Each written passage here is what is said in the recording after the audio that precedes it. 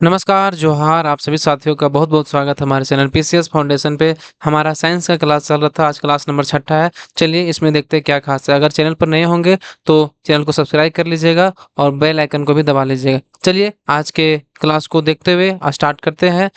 अगर किन्हीं को यह पीडीएफ चाहिए तो पीडीएफ प्राप्त करने के लिए आप टेलीग्राम चैनल को ज्वाइन करके वहाँ से आप पीडीएफ को प्राप्त कर सकते हैं। टेलीग्राम में सर्च करना है पीसीएस फाउंडेशन या हमारा डिस्क्रिप्शन बॉक्स में लिंक दिया, वहाँ से आप ज्वाइन कर सकते हैं। पहला सवाल है कि निम्न में से किसमें लिंग गुणसूत्र नहीं होते हैं। ये जो है ना, चार गो ऑप्शन दिया हुआ है, बंदर, चित्ता, तितली, छिपकली में लिंग गुणसूत्र नहीं होते हैं। तो बहुत ही आसान सा प्रश्न पहला है, तो ये हो जाएगा छिपकली में लिंग गुणसूत्र नहीं होते हैं। छिपकली में लिंग गुणसूत्र नहीं होता है। इसके बारे में जानते हैं। छिपकली जो अनेक प्रजातियों सहित अनेक सरीसृपों में लिंग गुणसूत्र नहीं होते हैं। इसमें लिंग निर्धारण पर्यावरणीय ताप से होता है। इसका जो लिंग का निर्धारण होता है ना, वो पर्यावरणीय ताप से होता है। चलिए दूसरा प्रश्न है कि डीएनए में उपलब्ध कौन सा यौगिक अमीनो अम्ल नहीं बनाता। इसमें डीएनए में उपलब्ध कौन सा यौगिक जो है ये एमिनो अम्ल नहीं बनाता है। तो कौन सा हो जाएगा इसमें। इसमें जो है ना भाई साहब, टायरोक्सिन टायरोसिन जो है एमिनो अम्ल नहीं बनाता। बाकी एडेनिन, गुआनिन, साइटोसिन जो सुने होंगे ये सब बनाता है, लेकिन टायरोसिन नहीं बनाता है एमिनो अम्ल। एडेनिन, गुआनिन और साइटोसिन एमिनो अम्ल बनाते हैं और टायरोसिन जो है एक अतात्विक अमीनो अम्ल है जो कि स्तनधारियों के शरीर में ही निर्मित होता है। ये क्या होता है, जो स्तनधारियों के ही शरीर में निर्मित होते हैं। टायरोसिन नामक एमिनो अम्ल डीएनए में मौजूद एक यौगिक है जो कि एमिनो अम्ल नहीं बनाता है। डीएनए एक न्यूक्लिक अम्ल है जो कि जीवों के लक्षणों की संकेत सूचनाओं को जन्मपत्री के भौतिक जन को संतानों में पहुंचाने का कार्य इसमें क्या करता है। जो डीएनए एक न्यूक्लिक अम्ल है जो कि जीवों के लक्षणों की संकेतक सूचनाओं को जन्मपत्री की भौतिक मतलब उसमें उसमें संतानों में पहुंचाने का काम करता है डीएनए। जैसे कि डीएनए मैच करता है ना किसी का माँ बाप से, ये इस चीज को। तीसरा नंबर सवाल है कि प्रत्यास्थ जो प्लास्टिक उत्तक टिश्यू को हड्डियों के एक साथ पकड़े रहते हैं, क्यों उन्हें कहते हैं ऐसे। जो इलास्टिक और टिश्यू, जो प्रत्यास्थ उत्तक जो है हड्डियों को एक साथ पकड़े होते हैं, मतलब ये जो है ना, ये दोनों एक साथ पकड़े हुए रहते हैं। उन्हें कहते हैं क्या, उसने कहते हैं हम लोग कहते हैं लिगामेंट। ये क्या है, ये लिगामेंट कहते हैं, स्नायु कहते हैं। जो क्या होता है, उत्तक और प्रत्यास्थ यानी इलास्टिक जो है ये हड्डियों के साथ पकड़े रहते हैं, उन्हें क्या बोलते हैं, लिगामेंट या स्नायु बोलते हैं। लिगामेंट, स्नायु व प्रत्यास्थ जो हड्डियों को एक साथ पकड़े रहते हैं, क्या करते हैं, जो हड्डियों के एक साथ पकड़े रहते हैं। लिगामेंट हड्डियों को अन्य हड्डियों के साथ संबंध कर जोड़ का निर्माण करता है। क्या करता है, संबंध कर जोड़ का निर्माण करता है। अगला सवाल है कि यकृत में मांसपेशियों में ऊर्जा जमा होती है। यकृत में मांसपेशियों में ऊर्जा जमा होती है, बताइए कहाँ होती है ऊर्जा जमा। तो होती है कहाँ पे, यह होता है ग्लाइकोजन के रूप में। यह ऊर्जा जमा होती है यकृत और मांसपेशियों के ऊर्जा में। शरीर की कोशिकाओं को कार्य करने के लिए ऊर्जा की आवश्यकता होती है। यह ऊर्जा शुगर, वसा, प्रोटीन, रासायनिक क्रियाओं से प्राप्त होती है। कहाँ से प्राप्त होती है, रासायनिक क्रियाओं से प्राप्त होती है। शुगर शरीर में ग्लूकोज में परिवर्तित हो जाती है और जो एक सरल शर्करा है, क्या है, जो एक सरल शर्करा है वह आवेशित होकर रक्त से विभिन्न अंगों ऊतकों तक पहुंचती है। क्या है, रक्त से क्या कहाँ कहाँ विभिन्न अंगों तक पहुंचती है। यकृत मांसपेशियों में मुख्यतः ग्लूकोज या ऊर्जा ग्लाइकोजन के रूप में जमा होता है। यकृत में क्या होता है ना, मांसपेशियों में मुख्यतः ग्लूकोज या ऊर्जा ग्लाइकोजन के रूप में जमा होता है। अगला सवाल है कि विकासशील भ्रूण के लिए भोजन की आपूर्ति किसके द्वारा होती है। विकासशील भ्रूण के लिए भोजन की जो आपूर्ति होती है वो किसके द्वारा होती है, बताइए। विकासशील भ्रूण के लिए भोजन की आपूर्ति किसके द्वारा होती है, तो ये होती है आपका गर्भनाल के द्वारा होता है। किसके द्वारा, गर्भनाल के द्वारा ये भोजन की आपूर्ति होती है। गर्भनाल एक अंग है जिसके माध्यम से विकासशील भ्रूण पोषण प्रदान किया जाता है। उससे क्या पोषण प्रदान किया जाता है, या गर्भाशय और भ्रूणनाल को जोड़ता है, या गर्भाशय और भ्रूणनाल को जोड़ता है। अगला सवाल है कि रक्त नलिकाओं की त्रिज्या कम होने पर, जैसे कि रक्त नलिका है ये है, इसकी अगर त्रिज्या कम हो जाए होने पर रक्त दाब पर क्या प्रभाव पड़ता है, बताइए। जो ब्लड प्रेशर है उस पर क्या प्रभाव पड़ता है। अगर त्रिज्या कम हो जाए तो क्या प्रभाव पड़ता है? यह प्रभाव पड़ता है कि यह रक्त दाब जो है बढ़ता है। क्या बढ़ता है? बढ़ जाता है। रक्त नलिकाओं की त्रिज्या कम होने पर रक्त दाब बढ़ जाता है। तीन प्राथमिक कारक है जो रक्त परिवहन को प्रतिरोध करते हैं। तीन प्राथमिक कारण है, जो पहला है नलिकाओं की त्रिज्या, नलिकाओं की लंबाई और रक्त की श्यानता कितनी होती है। चलिए आगे बढ़ते हैं। सामान्य मनुष्य में कुल कितने गुणसूत्र होते हैं?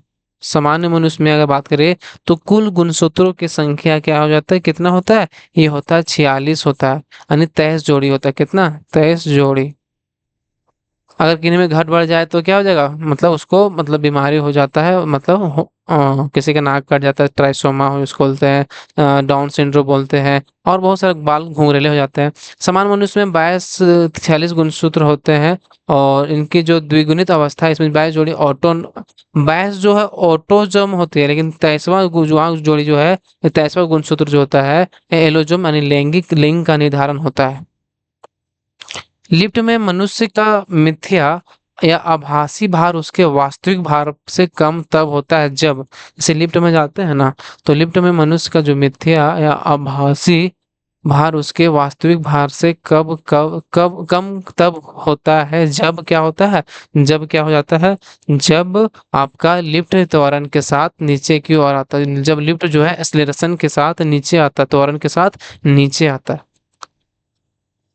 निम्न प्रकार से लिफ्ट मनुष्यों के भार में परिवर्तन होता है। जब लिफ्ट नियत त्वरण के साथ ऊपर की ओर जाती है तो भार बढ़ता है, ऊपर की ओर जाइएगा तो भार बढ़ेगा। जब लिफ्ट नियत नियत त्वरण के साथ नीचे की ओर गतिमान होती है तब भार कमी होती है। जब लिफ्ट जो है नियत वेग से गतिशील होती है तब भार में कोई परिवर्तन नहीं है। तो ऊपर जाइएगा तो क्या भार बढ़ेगा, नीचे आएगा तो घटेगा, और फिर उस पर आइएगा तो आप गति मतलब कोई भी प्रभाव नहीं पड़ेगा। अगला सवाल है कि एक डायनेमो जो विद्युत उत्पादन यंत्र है, एक डायनेमो का प्रयोग जो है बदलने में किया जाता है। किसको बदलता है डायनेमो? डायनेमो है ना भाई साहब, डायनेमो जो है या आंतरिक ऊर्जा को विद्युत ऊर्जा में बदलने का काम करता है। कौन? डायनेमो। डायनेमो एक विद्युत उत्पादन यंत्र है जो यांत्रिक ऊर्जा को विद्युत ऊर्जा में परिवर्तित करता है। वीडियो अच्छा लगेगा तो भाई सब्सक्राइब जरूर कर लीजिएगा, बहुत ही अच्छा लगेगा हमको। साइकिल के टायर का अचानक से फट जाना। साइकिल चलाएं भाई, साइकिल की भी चलाएं तो अगर टायर अचानक से फट जाता था तो क्या हो जाता था? अगर अचानक से टायर फट गया तो एडियाबेटिक प्रक्रिया होती थी उसके समय। क्या एडियाबेटिक प्रक्रिया होता है? जानते हैं इसके बारे में कि साइकिल के टायर का अचानक फट जाना एक एडियाबेटिक प्रक्रिया है, क्योंकि इसमें ऊष्मा का विनियमन अचानक से और बिना समय लिए होता है। मतलब ये अचानक से त्वरित हो जाए, तुरंत ढाई हुई। चलिए आगे बढ़ते हैं। निम्नलिखित में से कौन सा रंग प्रकाश जब प्रिज्म से गुजरता है तब उसमें कम विचलित होता है? इसमें पूछा है कि निम्नलिखित में से कौन सा रंग है जो प्रकाश जब प्रिज्म से गुजरता है तब उसमें तब सबसे कम विचलित होता है? बताइए, जब अगर प्रिज्म से गुजरता है ना तो उसमें सबसे कम विचलित होता है। कौन सा रंग सबसे कम विचलित होता है? यह जो है ना, यह लाल रंग जो होता है वो सबसे कम विचलित होता है। किसी तरंग की तरंग दैर्घ्य जितनी अधिक होती है उसका विचलन उतना ही कम होता है। जिसका तरंग दैर्घ्य कम होगा ना उसका विचलन उतना ही अधिक होगा। क्योंकि लाल रंग के प्रकाश की तरंग जो है दैर्घ्य सबसे अधिक होता है और सबसे कम विचलित होता है। सही बात है कि जिसका सबसे ज्यादा तरंग दैर्घ्य हो तो उसका कम विचलन होता है। अवतल लेंस हमेशा किस प्रकार का प्रतिबिंब बनाता है? अवतल लेंस जो है हमेशा किस प्रकार का प्रतिबिंब बनाता है? अवतल लेंस, तो अवतल लेंस जो जानते हैं ना, अवतल लेंस आभासी और हमेशा सीधा बनाता है। अवतल लेंस क्या करता है? हमारा सीधा और आभासी बनाता है। अवतल लेंस हमेशा आभासी और सीधा प्रतिबिंब बनाता है। अवतल लेंस अपसारी लेंस होता है। कौन सा होता है? अवतल लेंस जो होता है ना अपसारी लेंस होता है। इसमें अपवर्तन के पश्चात किरणें वास्तविक रूप से नहीं मिलती। इसमें जो अपवर्तन के पश्चात क्या है, किरणें वास्तविक रूप से नहीं मिलती। इससे लेंस में प्रतिबिंब हमेशा वस्तु की ओर लेंस और फोकस के बीच हो बनता है। क्या है? वस्तु के बीच लेंस और फोकस के बीच बनता है। 13वां नंबर जो सवाल कह रहा है कि चुंबकीय क्षेत्र रेखाएं खींचने के लिए किस उपकरण का प्रयोग किया जाता है? चुंबकीय क्षेत्र रेखाएं जो है ये खींचने के लिए किस उपकरण का प्रयोग किया जाता है? तो यह किया जाता है कंपास का। किसका? कंपास का प्रयोग किया जाता है। कंपास का उपयोग चुंबकीय क्षेत्र रेखाएं खींचने अथवा चुंबकीय दिशा निर्धारण में किया जाता है। अगला सवाल केमिस्ट्री से है कि पदार्थ के परमाणु सिद्धांत किसने प्रतिपादित किया? परमाणु सिद्धांत किसने प्रतिपादित किया था, याद है आपको?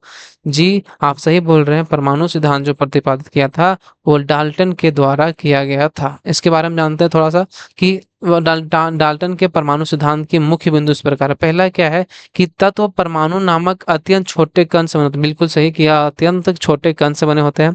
किसी दिए गए तत्व के परमाणु आकार, द्रव्यमान और अन्य गुणों के समान होता है। क्या है? तत्व के परमाणु आकार, द्रव्यमान और अन्य गुणों के समान होते हैं। विभिन्न तत्वों के परमाणु आकार, द्रव्यमान और अन्य गुणों में भिन्न होते हैं। परमाणुओं को विभाजित, निर्मित, नष्ट नहीं किया जा सकता। परमाणुओं को विभाजित, निर्मित या नष्ट नहीं किया जा सकता। ये बोले थे डाल्टन साहब ने। बोर मॉडल निम्नलिखित में से किससे संबंधित है? बोर मॉडल जो है निम्नलिखित में से किससे संबंधित है? तो यह जो है ना, यह ऊर्जा के परमाणुकरण की अवधारणा है। यह ऊर्जा के परमाणुकरण की अवधारणा है। अगला इसमें जानते हैं कि बोर जो थे परमाणु मॉडल मॉडल के अनुसार एक छोटे से धनात्मक आवेशित नामक नाभिक नियम कक्षाओं, ये क्या है कि एक छोटे से धनात्मक आवेशित नाभिक नियमों कक्षाओं में नकारात्मक रूप से आवेशित इलेक्ट्रॉनों की परिक्रमा से घिरा रहता होता है। उन्होंने ऊर्जा के परमाणुकरण की अवधारणा को प्रकाशित किया। क्या क्या? उन्होंने ऊर्जा के परमाणुकरण की अवधारणा को प्रकाशित किया। संकरण निम्न से किससे संबंधित है? संकरण जो है निम्न में से किससे संबंधित है, बताइए। संकरण जो है ना भाई साहब, परमाणु कक्षकों के मिश्रण से संबंधित है। किससे? परमाणु कक्षकों के मिश्रण से संबंधित है संकरण। पोलिंग के अनुसार, अगर पोलिंग के शब्दों में बात करें तो परमाणु कक्षक संयोजित होकर समतुल्य कक्षकों का समूह होता है। क्या होता है? समतुल्य कक्षकों का समूह होते बनते हैं। इन कक्षकों को संकर कक्षक कहते हैं। आबाद विरचन में परमाणु शुद्ध कक्षकों के स्थान पर संकरित कक्षकों का प्रयोग करते हैं। क्या करते हैं? परमाणु शुद्ध कक्षकों के स्थान पर संकरित कक्षकों का प्रयोग करते हैं। इस परिघटना को संकरण कहते हैं।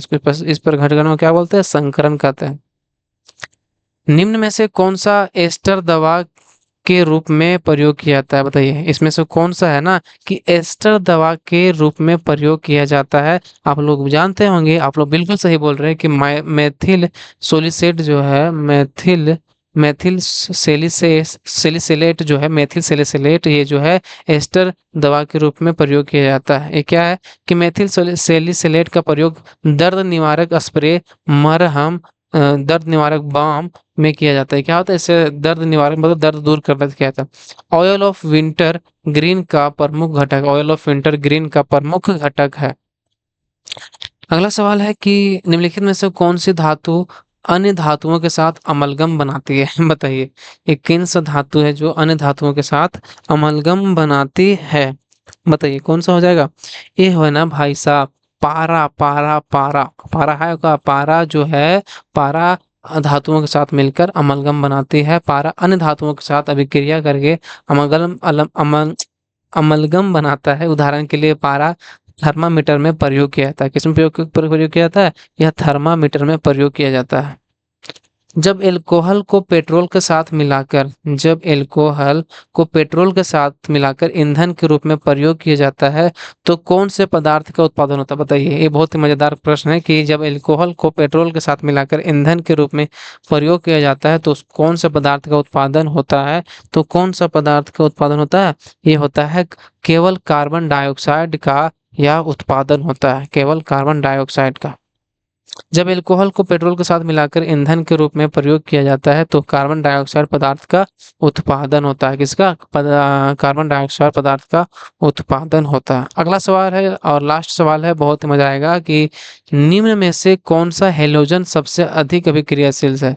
जो निम्न में से जो चार ऑप्शन दिया हुआ है, कौन सा हेलोजन सबसे अधिक अभिक्रियाशील है? बताइए बताइए बताइए बताइए बताइए।